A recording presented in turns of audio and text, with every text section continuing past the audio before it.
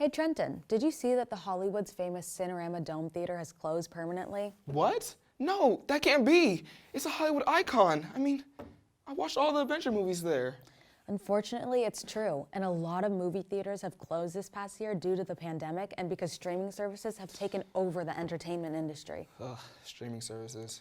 What do you mean, ugh? Don't you watch streamers, Netflix, Hulu, Disney Plus? Yeah, I do, but nothing beats watching a movie in the theater. I disagree. Streamers are greater than theaters. What? Let me tell you why.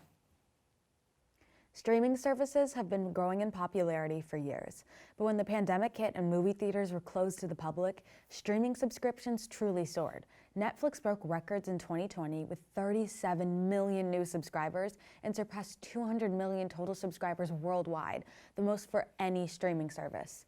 I mean, if you're stuck at home, why not Netflix and snacks, right? Netflix and snacks. Netflix and snacks. That's the spirit, Oscar. But even before the pandemic, movie theaters were struggling more than usual. Not only were streaming services becoming more popular, but younger generations were getting their entertainment in a shorter video format, TikTok.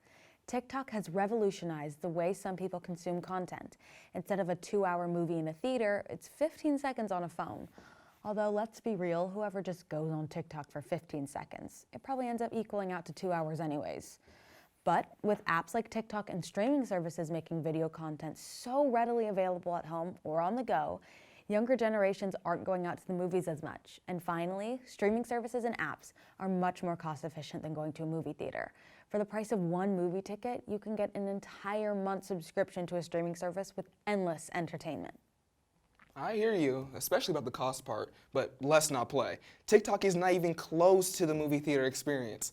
I mean, the smell of that popcorn, the sweet icy that turns your tongue that perfect shade of blue, those big cushy red seats, and that big bright screen that just widens your eyes. The best. I'm not really a popcorn person. What? I'm not sure we could be friends. I'm just kidding. But going to the movies is the best, although it's no secret that movie theaters have been struggling recently. Let's take a closer look. Not surprisingly, movie ticket sales were lowest in 2020 than any year on record. But movie tickets have been on a downward trend for a while. If we take a look at this graph, we can see that since 1980, the year with the highest number of ticket sales was 2002, with over 1.5 billion tickets sold in theaters. Since then, we can see a slow decline followed by a full-on deep nosedive in 2020. So besides the pandemic, what accounts for this decline in ticket sales? Well, we have Genevieve's beloved streaming services to thank for that. During the pandemic, streaming services have secured their position in entertainment even more, as many movies bypassed going to the theaters altogether and went straight to streaming at home. As theaters start to open again, some movies will premiere in theaters, but some will go straight to streaming. So the question is, will movie theaters survive?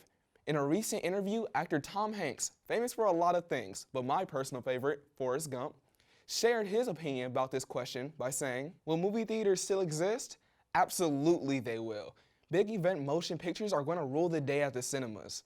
Hanks went on to clarify that big budget movies such as Marvel will definitely be in theaters, but smaller movies may not anymore.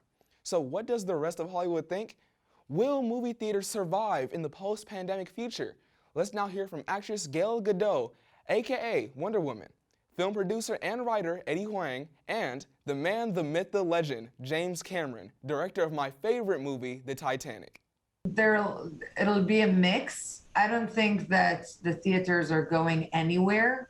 I think that, just like live concerts that we all love to go to, the theaters is just, they give us a different experience. I know I would not give up on going to the theater, but there's definitely going to be a mix with the streamers. I do think that there is going to be a movement back to theaters, especially because when we get to go outside, people are going to miss that experience.